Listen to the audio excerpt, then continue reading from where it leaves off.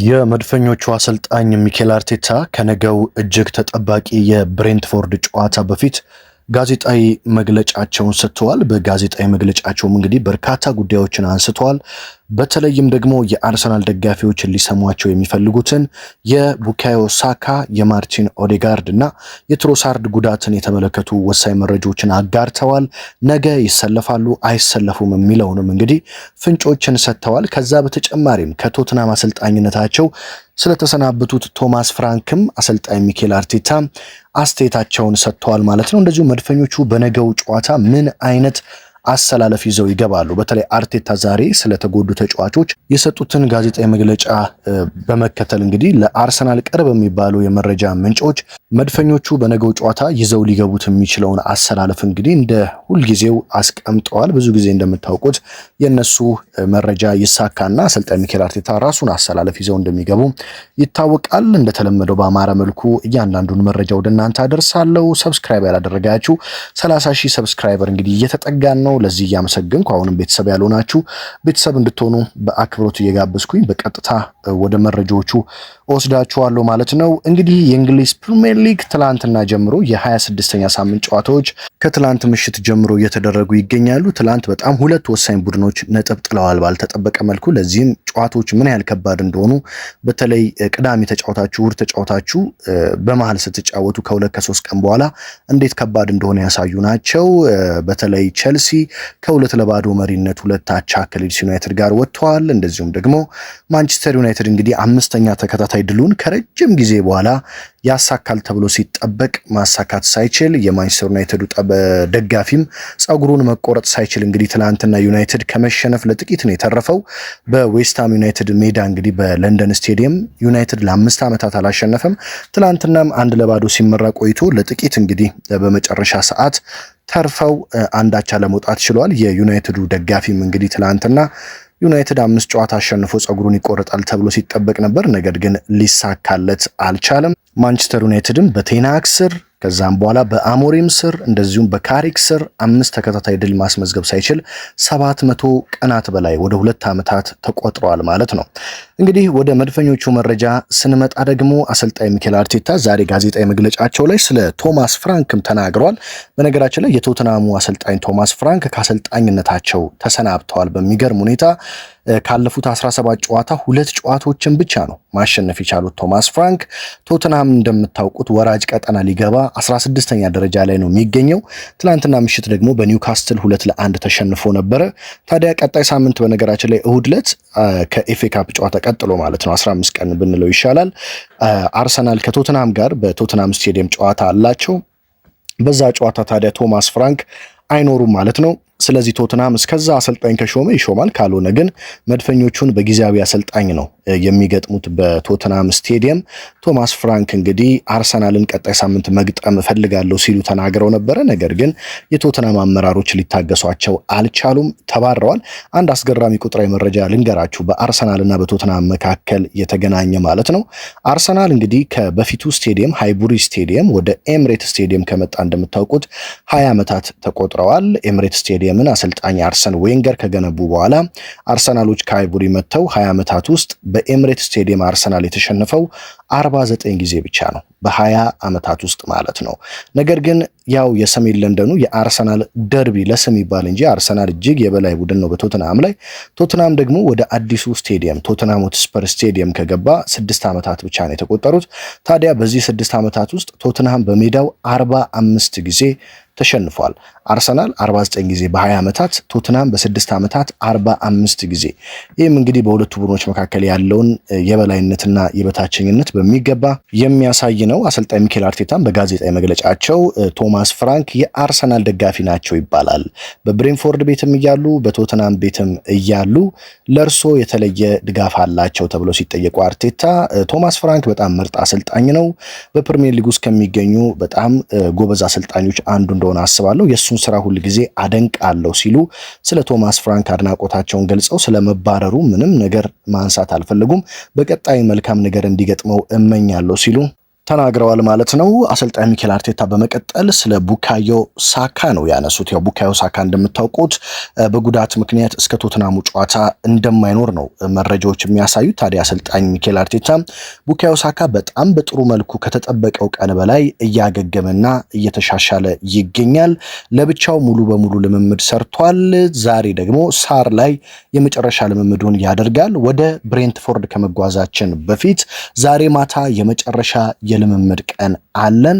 ታዲያ እንዴት አድርጎ ይወጣዋል የሚለውን በደንብ ከተመለከትን በኋላ ከቡድን ስብስቡ ጋር ነገ ጠዋት ወደ ብሬንፎርድ መጓዝ ይችላል ወይስ አይችልም የሚለውን ዛሬ ማታ ሜዳ ላይ ሳር ላይ ከተመለከትነው በኋላ ነው የምንወስነው ሲሉ ቡካዮ ሳካ ግን የሳር ልምምድ መጀመሩን ተናግረዋል። ያው የሳር ልምምድ ጀመራችሁ ማለት ወደ ሜዳ ለመመለስ በጣም ተቃርባችኋል ወይ ደግሞ ጥቂት ቀናት ብቻ ነው የቀራችሁ ማለት ነው። አሰልጣኝ ሚኬል አርቴታም ቡካዮ ሳካ የሳር ልምምድ መጀመሩንና ዛሬ ማታም እንደሚያደርግ ነገር ግን እርግጠኛ ለመሆን የሕክምና አባላትና ስታፎች ማታ ይመለከቱታል። ከዛ ነገ ይሂድ ወደ ብሬንፎርድ ወይስ እረፍት ያድርግ የሚለውን እንደሚወስኑ ተናግረዋል ማለት ነው። ስለ ማርቲን ኦዴጋርድም ሲያነሱ ማርቲን ኦዴጋርድ በጣም ቀርቧል። እሱ እንደውም የሕክምና አባላቶችን እያስጨነቀ ነው ወደ ሜዳ ለመመለስ እባካችሁ ብሎ እየለመነ ይገኛል። ነገር ግን እኛ ደግሞ እንደ ካፕቴንነት እንደ አምበልነቱና ሜዳ ላይ እንደሚሸፍነው ርቀት ብዛት እሱ ላይ ሪስክ መውሰድ አንፈልግም። ስለዚህ መጠንቀቅ ይኖርብናል። እሱ ግን ወደ ሜዳ ለመመለስ በርካታ የሕክምና ባለሙያዎቹን ጭምር እየጠየቀ ተዘጋጅቻለሁ እያለ ይገኛል። ነገር ግን ዛሬ ማታ ነው የሱንም የምንወስነው። የነገው ጨዋታ ይቀርብበታል ወይስ መጫወት ይችላል የሚለውን ዛሬ እንወስናለን። እሱ ግን መጫወት ይፈልጋል ሲሉ ኦዴጋርድ ወደ ሜዳ መመለስ እጅጉን እንደፈለገ ተናግረዋል አርቴታ። ስለዚህ በነገው ጨዋታ ይሰለፍ አይሰለፍ አልተወሰነም። በነገራችን ላይ ኦዴጋርድ እንዳልኳችሁ ብዙ የአርሰናል ደጋፊዎች በተቀያሪ ወንበር ላይ እንዲቀመጥ ነው የሚፈልጉት። በተለያዩ የማህበራዊ ድረገጾች በተመለከትኳቸው መረጃዎች መሰረት በርካታ የአርሰናል ደጋፊዎች አሁን ላይ በሃቨርት ወይም ደግሞ በኤዜ የመሃል ሜዳው ቢመራ ይመርጣሉ። ጋብርኤል ማጋሌሽ አምበልነቱን እየተወጣ እንደሚገኝ ይታወቃል። ስለዚህ ኦዴጋርድ ነገ ይሰለፋል አይሰለፍም የሚለው ባይረጋገጥም እሱ ግን ለመሰለፍ በጣም እየጠየቀ ይገኛል ማለት ነው የሕክምና ባለሙያዎችን። ስለ ሊያንድሮ ትሮሳርድ ደግሞ አሰልጣኝ ሚኬል አርቴታ ሲናገሩ ባለፈው ጨዋታ ወደ መጨረሻው ደቂቃ የቀየርነው ትንሽ ስጋት ስለነበረብን ነው እንጂ ምንም አይነት ከባድ ጉዳት አይደለም እሱ የገጠመው። በነገው ጨዋታ ይኖራል አይኖርም የሚለው ትንሽ ጥርጣሬ ቢኖረንም ነገር ግን እሱን ነገ ወደ ብሬንትፎርድ ይዘነው እንሄዳለን ሲሉ ትሮሳርድ የመሰለፉ ድል እጅግ ሰፊ እንደሆነም ተናግረዋል ማለት ነው። ሌላኛው እንግዲህ ስለ አርሰናል አጥቂዎች ነው የተጠየቁት። ዮኮሬሽ ነው የሚሰለፈው፣ ጋብሪኤል ጄሱስ ነው ወይስ ካይ ሃቨርትዝ ነው የሚል ጥያቄ ለአርቴታ ቀርቦላቸው ነበር። ታዲያ አሰልጣኝ ሚኬል አርቴታ ቪክተር ዮኮሬሽ ከቅርብ ጊዜ ወዲህ እያሳየ የሚገኘው አስደናቂ ብቃት የራስ ምታት እየሆነባቸው እንደሆነ ላሰልፈው መጀመሪያ ወይስ ቀይሬ ላስገባ የሚለውን በጣም ጥያቄ እንደሆነባቸው ተናግረዋል በቀልድ መልኩ። ይሄም ቪክተር ዮኮሬሽ እንዴት አድርጎ ፕሪሚየር ሊጉን እንደተላመደና ተቀይሮ በመግባት በሰንደርላንዱ ጨዋታ ሁለት አስደናቂ ግቦችን በማስቆጠሩ እጅግ ደስተኛ እንደሆኑ ተናግረዋል። ስለዚህ አርቴታ ይህንን መሳሪያችንን ቪክተር ዮኮሬሽን ነገ በቋሚ አሰላለፍ እንጠቀምበት ወይስ ቀይረን አስገብተን እንጠቀምበት፣ በጣም ጥሩ የሚባል የራስ ምታት ሰጥቶኛል፣ እያሰብኩበት እገኛለሁ ሲሉ ተናግረዋል።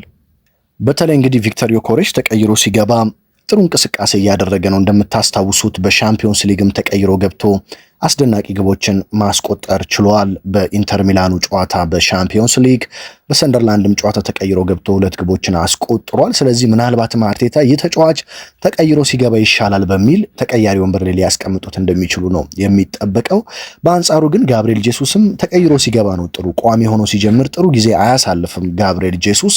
ስለዚህ አንደኛ ከሜዳ ውጭ የሚደረግ ጨዋታ ነው። ብሬንፎርድ ደግሞ ባለፉት ጨዋታዎች በጣም ምርጥ አቋሙን እያሳየ የሚገኝ ቡድን ነው። ስለዚህ አርቴታ ጄሱስን ይጠቀሙ ወይስ ዮኮሬሽን የሚለው እንግዲህ የአርሰናል ደጋፊዎችን ጭምር ለሁለት ከፍሎ እያከራከረ የሚገኝ ጉዳይ ነው። እንደኔ ጋብሪኤል ጄሱስ እረፍት ቢያደርግና ቪክተር ዮኮሬሽ ቋሚ ሆኖ ቢጀምር ለአርሰናል ጥሩ ነው ብዬ አስባለሁ። መድፈኞቹ በጊዜ ጨዋታውን መግደል ከቻሉ ደግሞ ጋብሪኤል ጄሱስን ቀይረው ማስገባት ይቻላል። ምክንያቱም ትሮሳርድም ሳካም በነገው ጨዋታ የመኖራቸው እድል አጠራጣሪ ስለሆነ ጄሱስ፣ ማዲኩዌና ማርቲኔሊን ፊት ለፊት አድርጋችሁ ማጫወት በጣም እንደኔ ሪስክ ይመስለኛል። ስለዚህ አርቴታ ቢያንስ ማርቲኔሊና ማዱኬ ከሆኑ ከጎን ጎን ያሉት መሀል ላይ ዮኬሬሽን በመጠቀም የፊት ለፊት መስመራቸውን ትንሽ ጠንከር ቢያደርጉት ይሻላል ብዬ አስባለሁ። የጄሱስ የማዱኬና የማርቲኔሊ ጥምረት ያን ያህል አዋጭ ነው ብዬ እኔ በግሌ አላምንም ማለት ነው። አሰልጣኝ ሚኬል አርቴታም የነገው የብሬንትፎርድ ጨዋታ በጣም ከባድ ከሚባሉ ስቴዲየሞችና መሄድ ከማይፈልጉባቸው ስቴዲየሞች ብዙ ቡድኖች እንደሆነ ገልጸዋል። በተለይ በአሁኑ ሰዓት በፕሪሚየር ሊጉ እያንዳንዱ ጨዋታዎች ከባድ ናቸው። ለሻምፒዮንስ ሊግ ተሳትፎ፣ ለኤሮፓ ሊግ ተሳትፎ፣ ለኮንፈረንስ ሊግ ተሳትፎ፣ ላለመውረድ የሚደረጉ ትንቅንቆች እንግዲህ ያስጨንቃሉ። ስለዚህ ይህን ጨዋታ በጥንቃቄ መጫወት አለብን። እያንዳንዱ ጨዋታ የፍጻሜ ነው ሲሉ የተናገሩ ሲሆን ዛሬ ማንቸስተር ሲቲ ካሸነፈ ልዩነቱን 3 ነጥብ ያደርገዋል። ስለዚህ ምን ታስባለህ ተብሎ ይጠየቀው አርቴታ እኛ ትኩረታችን የራሳችንን የቤት ስራ መወጣት ላይ ነው፣ የራሳችንን የቤት ስራ በሚገባ ከተወጣን ስለሌሎቹ አይመለከተንም ሲሉ ለጋዜጠኞቹ መልስ ሰጥተዋል ማለት ነው። እንደምታውቁት ሲቲ ዛሬ ከፉልሃም ጋር በሜዳው ጨዋታውን ያደርጋል በኢትሃድ። የመጀመሪያውን ጨዋታ በፉልሃም ክራቨን ኮቴጅ ስቴዲየም 5-4 ነበር ጨዋታው ያለቀው። የምታስታውሱ ከሆነ በጣም ማራኪ ጨዋታ ነበረ።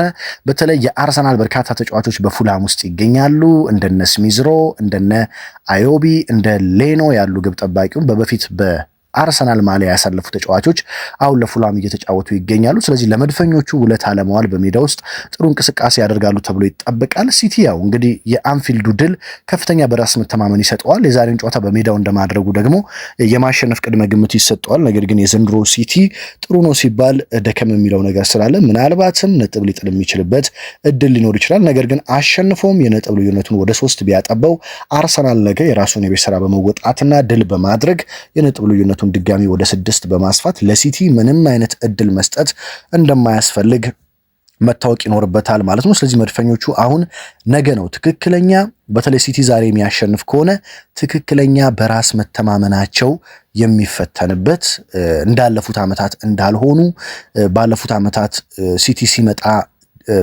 በመደንገጥና በመፍራት ነጥብ እንደማይጥሉ ዘንድሮ ትክክለኛ የዋንጫ ቡድን መሆናቸውን የሚያሳዩት ሲቲ ዛሬ አሸንፎ ነገ እነሱ ከብሬንፎርድ ጋር ሲጫወቱ ያለምንም ፍርሃት ያለምንም ስጋት አርቴታም ተጫዋቾቹም በሚገባ ትክክለኛ የዋንጫ ቡድን መሆናቸውን ለማሳየት ትክክለኛው ጊዜ ነው ብዬ አስባለሁ። ታዲያ ከዛሬው የአርቴታ ጋዜጣዊ መግለጫ ተነስተን የነገው የመድፈኞቹ አሰላለፍ ምን ይመስላል የሚለውን ስንመለከት በግብ ጠባቂነት እንግዲህ ዴቪድ ራያ ነገም የአርሰናልን ግብ ጠባቂነት ይመራል ተብሎ ይጠበቃል። የተከላካይ ስፍራ ተጫዋቾች ጁሪየን ቲምበር፣ ዊሊያም ሳሊባ እና ጋብሪኤል ማጋሌሽ እንደዚሁም ደግሞ ፔሮ ሂንካፔ የአርሰናልን ተከላካይ ስፍራ ይመራሉ ተብሎ ይጠበቃል። በእርግጥ ሪካርዶ ካላፊዮሪም ሊሰለፍ ይችላል።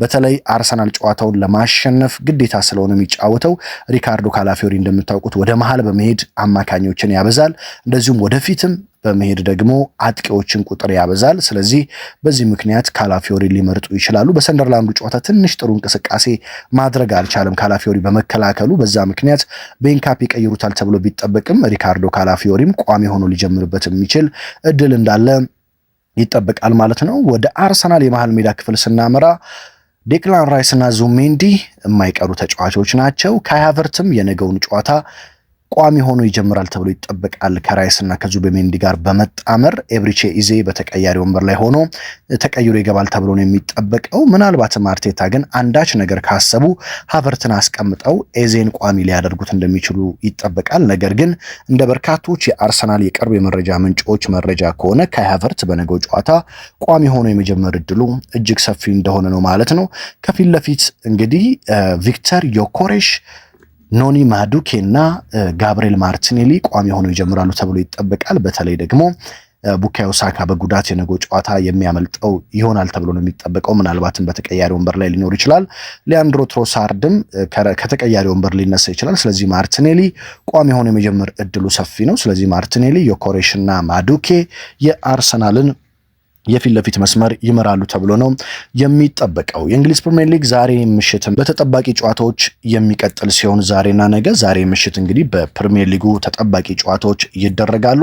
እነሱም እንግዲህ ምሽት 4 ሰዓት ተኩል ላይ ማንቸስተር ሲቲ ከፉልሃም በኢታድ ስቴዲየም፣ አስቶን ቪላ ከብራይተን፣ ክሪስታል ፓላስ ከበርንሌይ እንደዚሁም ደግሞ ሰንደርላንድ ከሊቨርፑል እና ኖቲንግሃም ፎረስት ከወልቭስ የሚያደርጉት ጨዋታ ሲጠበቅ ነገ መድፈኞቹ የሊጉ መሪ አርሰናሎች ከብሬንፎርድ ጋር ከሜዳቸው ውጪ በጌች ስቴዲየም የሚያደርጉት ጨዋታ የሚጠበቅ ይሆናል ማለት ነው። ስለ ዛሬ ሲቲ ጨዋታና ስለ ነገው የአርሰናል ጨዋታ ምን ታስባላችሁ? ጨዋታው ስለ ስንት የሚጠናቀቅ ይመስላችኋል? ሁለቱም ሲቲ ከፉላም እንደዚሁም አርሰናል ከብሬንፎርድ ግምታችሁን ኮመንት ላይ አስቀምጡልኝ። ቪክተር ዮኬሬሽስ በድጋሚ በግብ አስቆጣሪነቱ ይቀጥላል ወይ?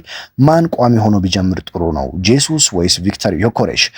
በአስተያየት መስጫ ሳጥን ውስጥ ሐሳባችሁን አስቀምጡልኝ። በቀጣይ መረጃ በቀጣይ ወሳኝ ጥንክር ደግሞ እስከምንገናኝ ድረስ እንግዲህ በያላችሁበት ሁሉ ሀገር ውስጥ ከባህር ማዶ ናችሁ መረጃዎችን የምትከታተሉ ውድ አድማጭ ተመልካቾች መልካም ጊዜ እንዲሆንላችሁ ተመኘሁላችሁ።